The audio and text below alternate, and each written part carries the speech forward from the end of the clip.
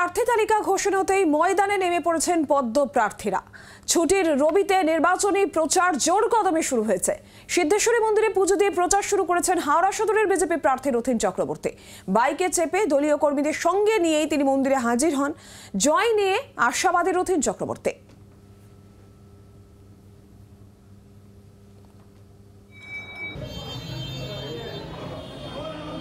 যশস্বী প্রধানমন্ত্রীর যে লড়াই, অখণ্ড শক্তিশালী ভারত তৈরির জন্য, ভারতের অর্থনীতিকে চাঙ্গা করার জন্য, সেই লড়াইয়ে হাওড়ার মানুষ সবাই সামিল হবেন এবং আমরা আশাবাদী যে অনেক ভালোভাবে আমরা জয়ী হয়ে একটা অখণ্ড ভারত গড়াইয়ের লড়াইয়ে আমরা সামিল হব।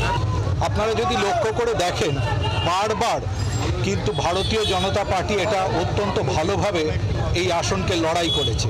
এই আসন শুধু 1 লক্ষ নয়, তার আগে 2 লক্ষেরও বেশি ছিল। মানুষ সেখানে তার প্রতিবাদ করেছেন এবং 2 লক্ষ থেকে নেমে আজকে 1 লক্ষর তলায় চলে এসছে। আগামী দিনে ভারতীয় জনতা পার্টি 2 লক্ষের উপরেতে এই আসনকে জয় নিশ্চিত করবে। হাওড়া তো সম্পূর্ণভাবেই বঞ্চিত, অবহেলিত। নবান্ন থাকার জন্য হাওড়ার মানুষের জন্য কিচ্ছু করা হয়নি।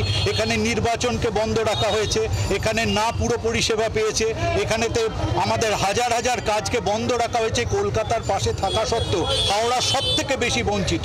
আমরা কেন্দ্রীয় সরকারের কাছে আবেদন করব, পরবর্তী সময়ে যে শক্তিশালী ভারত তৈরি হচ্ছে তার পাশাপাশি এই হাওড়ার শিল্পায়ন থেকে শুরু করে মেট্রো রেলের সম্প্রসারণ এবং হাওড়া যাতে মেগা সিটিতে পরিণত হয়, সমস্ত কিছু কেন্দ্রীয় সরকার দূষণমুক্ত হাওড়া আমরা তৈরি করব।